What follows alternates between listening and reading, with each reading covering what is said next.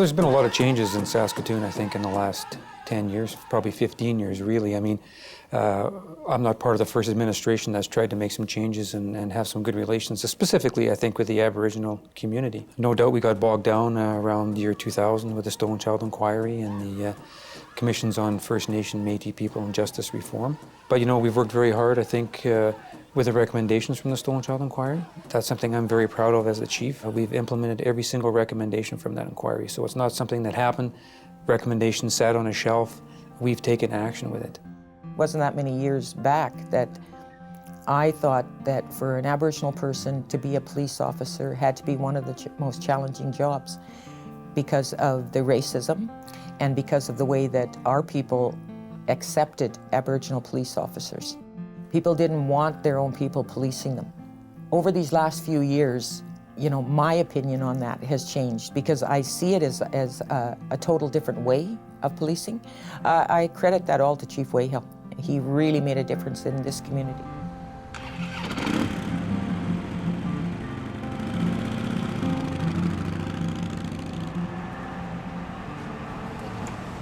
For me, it's being a police officer is more than just a job to me. It's a way of life. This is like 20th Street of Saskatoon, so it requires a lot of resources down here. So it's typically a high crime area. I mean, what we're looking for down here is anything that's unusual, that's out of the ordinary. I mean, you have to keep your eyes pretty much 2 streets ahead.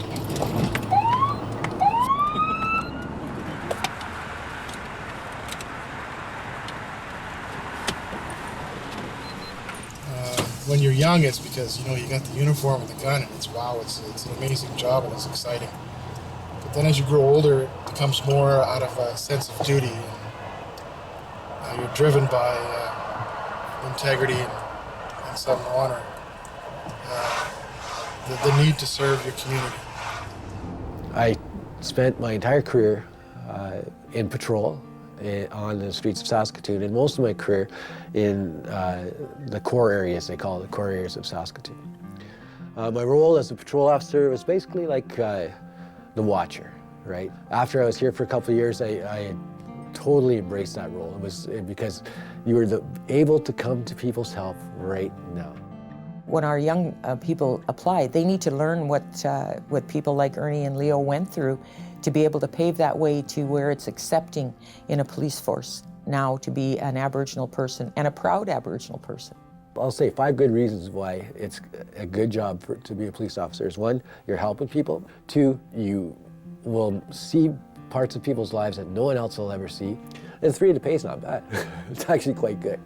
4, you can change and influence things that you never thought you could change or influence.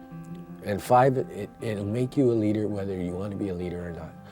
And that's a big one for me. When you're a police officer and you start, people don't care if you just came out of the police college and you just got trained. You roll up on something, people look at you because they want you to bring order back. And after a while, it just comes natural. You just get out and you just restore order and you try to make people feel better about what happened, or you try to get calm, restored. I came in as an experienced member from the Royal Canadian Mounted Police, and there was never a day where I did basically the same thing twice. An officer could be, a basic patrol officer is going to be out in patrol, in a vehicle, out on the streets. That's the first line of policing that an individual is going to be dealing with. They're out there patrolling, making the streets safe, making the community safe for everyone. That's basically what my opinion of a police officer is. We're not out there looking for crime. Crime happens, and we have to deal with it. We're not out there to cause grief for anybody. What we do is to protect the city of Saskatoon. It just so happens there's another kid who has warrants just over here on the next block, so we'll just walk across there, look for him, and if he's not home, it's his lucky day. Everybody deserves to live in a community where they feel safe, where they feel respected, and they feel part of the community. Since I've started working for the police service, I think I've gained a deeper appreciation of just how important it is in our democratic society to have a police service that's truly, I would say, reflective of the community that we serve. There's so many opportunities, not just with respect to police officers, but also in civilian positions. I mean, I'm quite fortunate because I'm a civilian and I don't have to go through a lot of the rigorous training that police officers do. It's a very difficult process to become a police officer.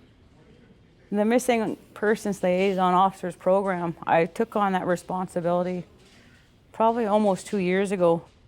How's the caseload?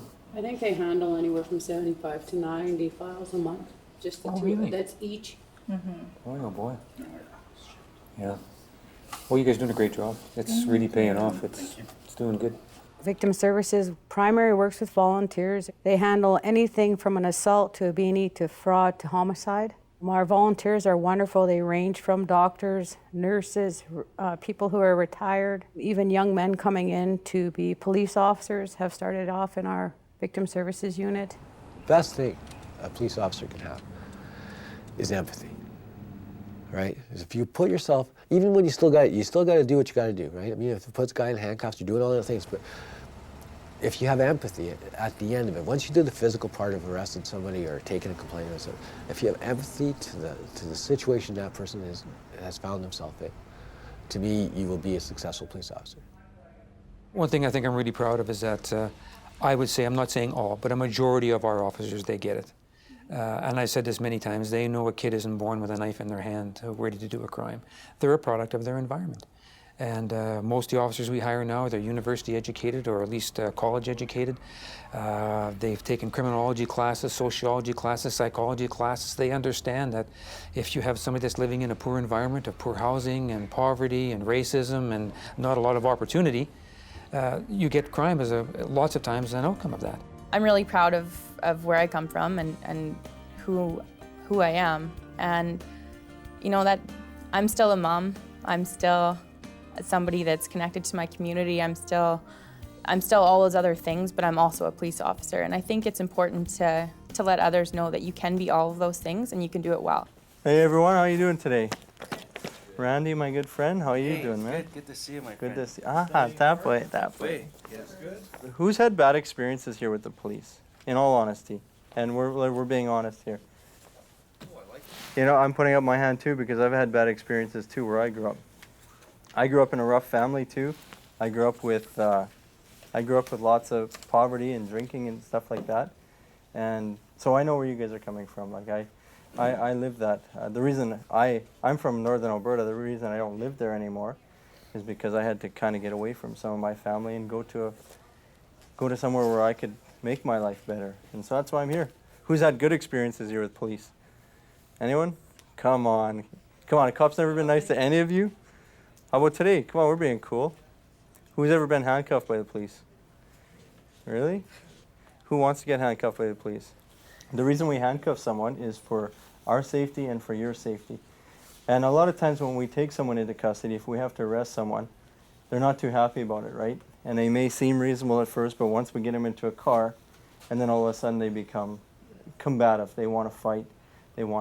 And so it's for our protection and for your protection because, I mean, ultimately the police are going to win every one of those battles, right? We don't lose. Turn around. You're under arrest for looking so good in this classroom. You have the right to remain silent for looking so good. If you give up that, those are American rights. That's not even, ours are different. So, and then we take them away. From here, you can still run away from me, right? Go ahead and try to run away. See, you can still fight me. You can try kicking me. But all I have to do is put my arm under your arm like that and lift that up. And see, that hurts a lot, hey? And that gives me some control. Does that hurt? No. No? How about that? How about now? How about now? No? This guy's tough. It's something that I find myself telling kids all the time to just, stay involved, stay a part of your school, be involved in your community, be proud of where you come from and kind of stick with that. Don't lose touch of the good aspects of your family and your friends and all of that. Stay involved and just keep being yourself and stay grounded with your community. If you're interested, it's never too late. If you've been in trouble for something or other, so be it. Put it behind you, learn from your mistakes, and and consider it as something that you might like to do in the future, because we need more of us. We need more brown people working for us. We don't have enough of that. So I'm hoping that some of you will consider it. Keep it in mind. Looks like you're considering it. And I just used to watch CSI all the time. Yeah, well, you could do that. We have that section. People do that. You could do Canine. We just recently had people, whoever wanted to take Canine could have been a Canine officer, because we didn't have enough people applying. So you could have your own police dog, do all stuff like that. Cool. Boy, Diego. Bad guy, stop fighting with my dog and show me your hands. The section has been around for quite some time now, and we currently have 8 handlers and a sergeant in the section. Our main goal is to help and assist patrol officers in apprehending criminals, doing building searches. There's also specialized areas where dogs are trained in explosives detection and drug detection. We also sometimes try and help find missing persons that have wandered off. I think I have the best job in the world. I get to work with a dog as my partner. They don't talk back. They're a lot of fun to work with and a lot of training. The training never stops. It's the funnest job that I think you could have. I am here working with Saskatoon Police Service. My title is an Aboriginal Resource Assistant, and I am working out of the Culture Resource section. So the duties that I do is job shadow, go on police ride-alongs, sit-alongs, and it's mostly presentation stuff. I want to be a police officer because I want to be one of the Aboriginal people who can make a difference in the community. Also, I'll be like a great role model for my family and friends back home, to tell them that you can get out of the reserve and you can do something with your life. I love being a police officer. I think it's part of who I am now. It's become a part of my identity just as other aspects, and I think it's a role you take on and you don't leave. You don't step away from that. You're identified as a police officer, whether you're at work or you're not.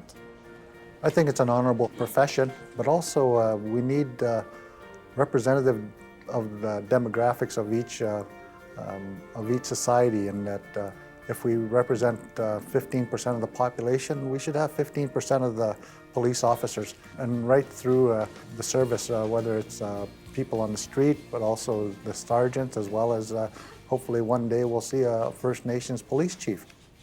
I'd be grateful if they had ongoing, elders to go over there and give elder teachings. Like, it's good if we had more First Nation people in the higher-ups, and people that are really going to help people. They should go to the schools. Policemen, they should go to the powwows. They should go to all the ceremonies. And that's where the little children are. They're going to look up to them.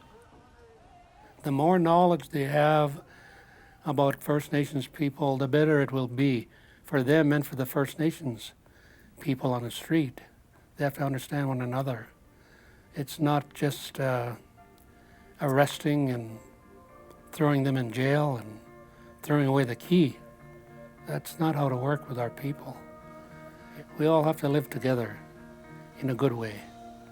That's my hope, for not only for the police service, but also for all people. When I went to school, there was no Aboriginal teachers, there was no Aboriginal doctors. I won't say there was none, but very, very few. No Aboriginal police officers. So, the world has changed. We're seeing that happen more and more every day, and I think that's going to make a big difference for us. It's just those role models, Aboriginal people talking about, okay, I am a cop. This is how I get treated as a police officer. This is how the organization treats me. That's something only an Aboriginal officer can tell a First Nations or Métis person. I can't do that because I haven't walked a mile in their shoes.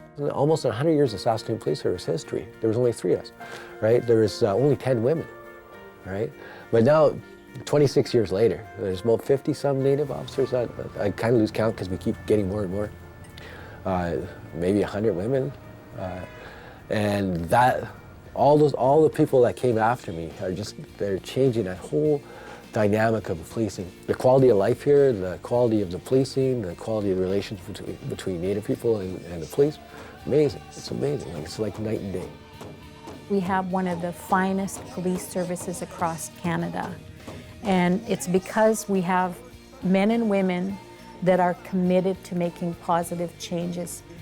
So I would hope that people would understand that if you want to have a really good job, come and work for the Saskatoon Police Service, because it's a great place to work.